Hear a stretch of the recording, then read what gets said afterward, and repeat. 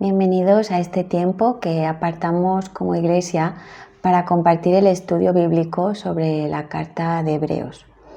Es nuestro deseo que estas exposiciones nos sirvan para que aprendamos como comunidad aquello que el Señor nos quiere transmitir a través de su palabra. Hoy continuamos con la segunda parte del capítulo 11 de Hebreos, que bien podía haberse titulado Héroes de la Fe. La semana pasada vimos la vida de fe que demostraron Abel, Enoc, Noé y Abraham, y cómo estos ejemplos tenían un paralelismo con nuestras vidas de fe.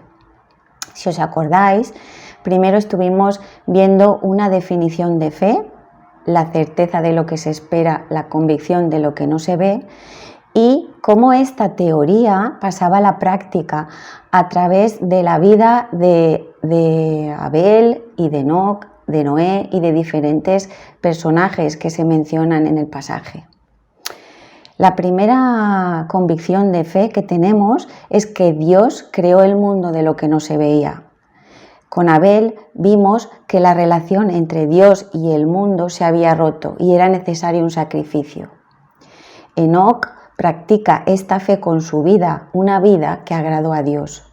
Y Noé construye un arca que nos recuerda que hay un juicio y que ahora es el tiempo de entrar en esa arca.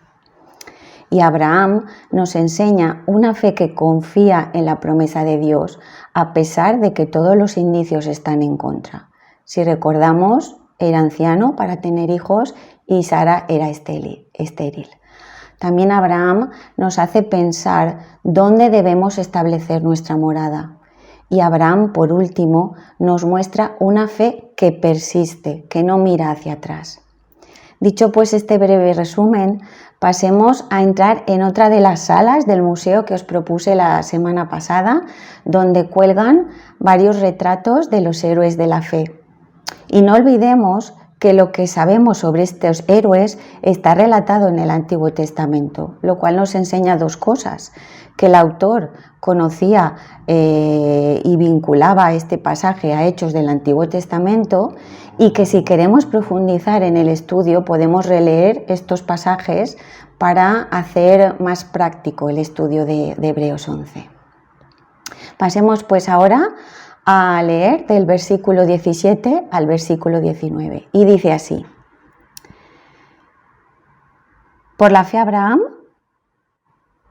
cuando fue probado, ofreció a Isaac, y el que había recibido las promesas ofrecía su unigénito, habiéndosele dicho: en Isaac te será llamada descendencia, pensando que Dios es poderoso para levantar aún de entre los muertos, de donde, en sentido figurado, también le volvió a recibir.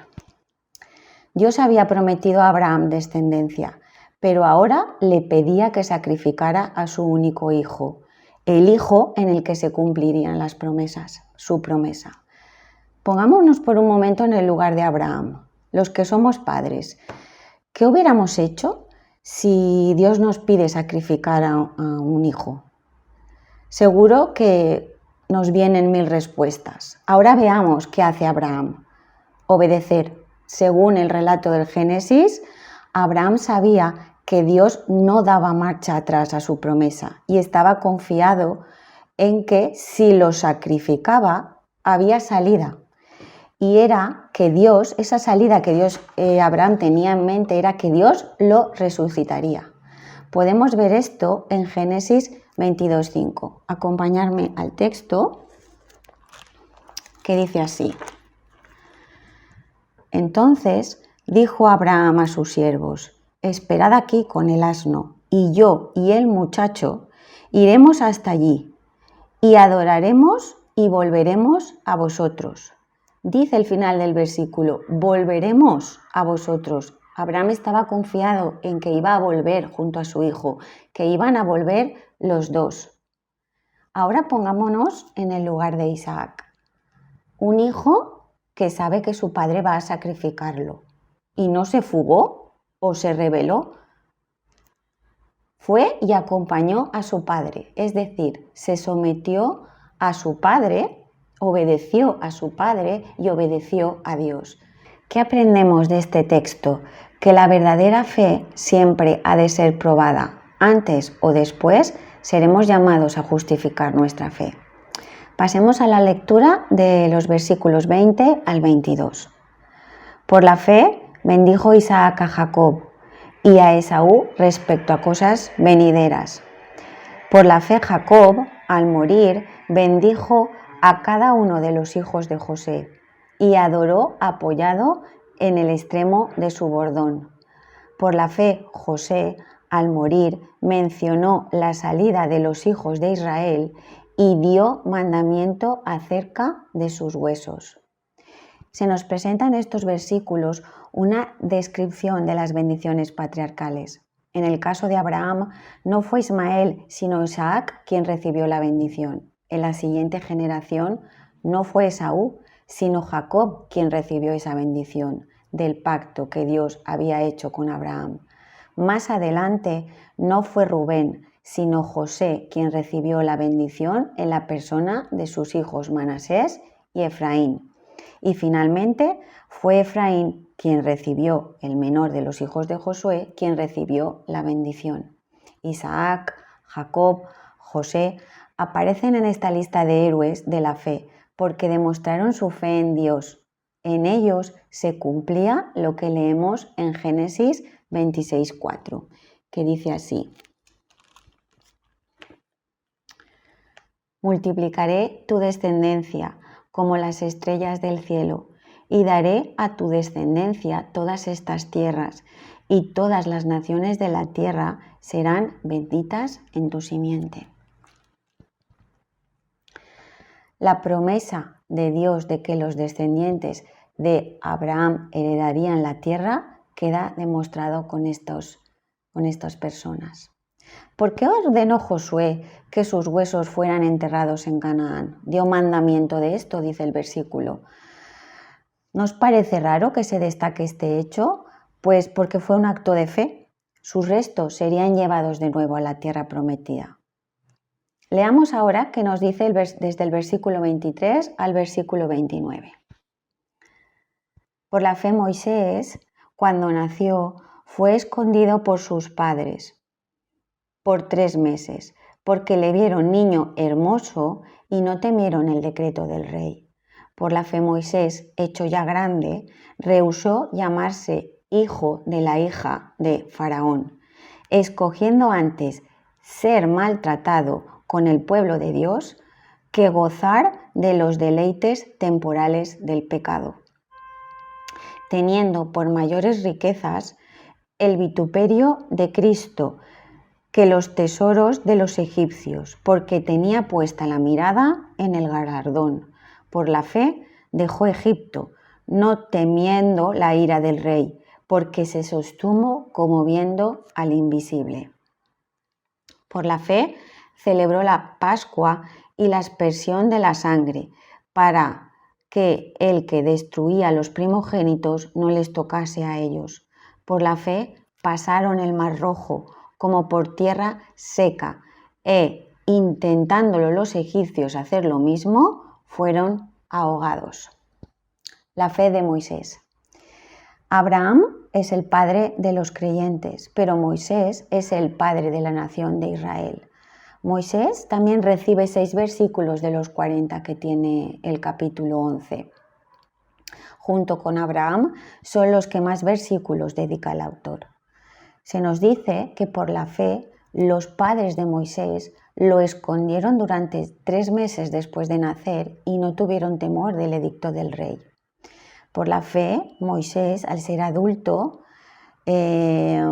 rehusó a ser conocido como el hijo de la hija de Faraón y disfrutar de todos sus privilegios. Escogió ser maltratado junto al pueblo de Dios y consideró las riquezas espirituales mejor que los tesoros terrenales. Esto nos lleva o nos recuerda lo que dice Mateo en el capítulo 5, en los versículos 11 y 12.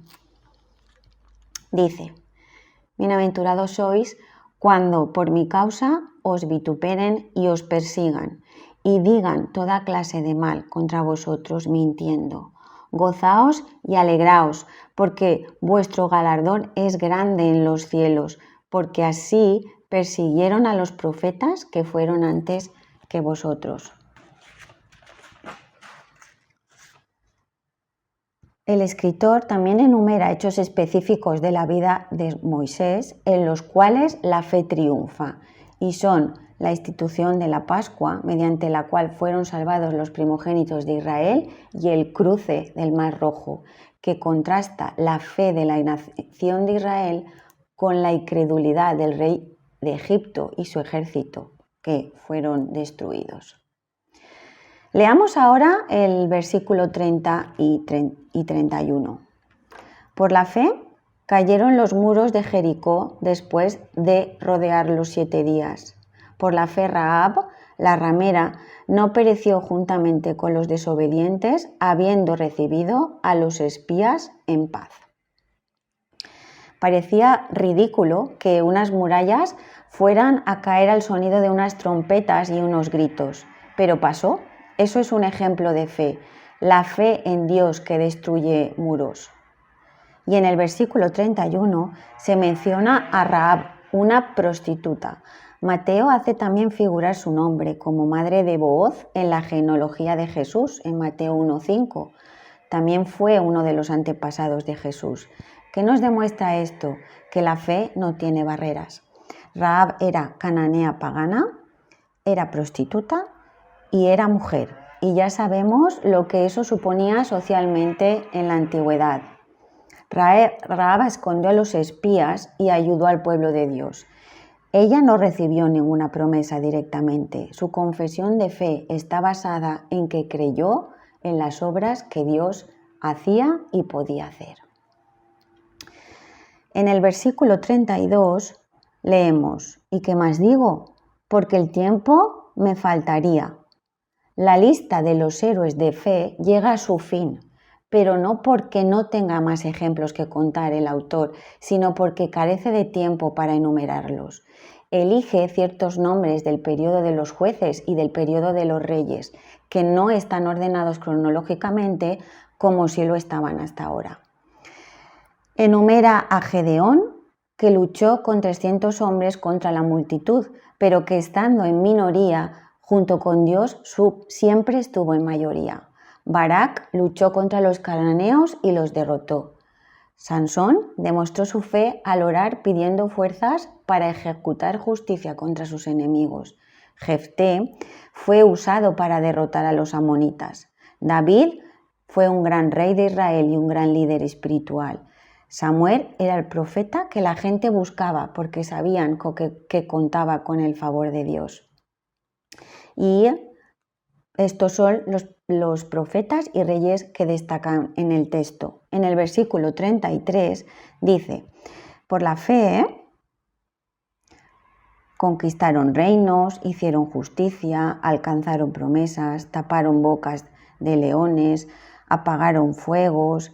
De aquí en adelante, el escritor ya no proporciona un comentario acerca de la vida de algunas personas. Ahora hace un resumen de categorías de fe. Describe actos como conquistar reinos. ¿Quiénes conquistaron reinos? Josué, David.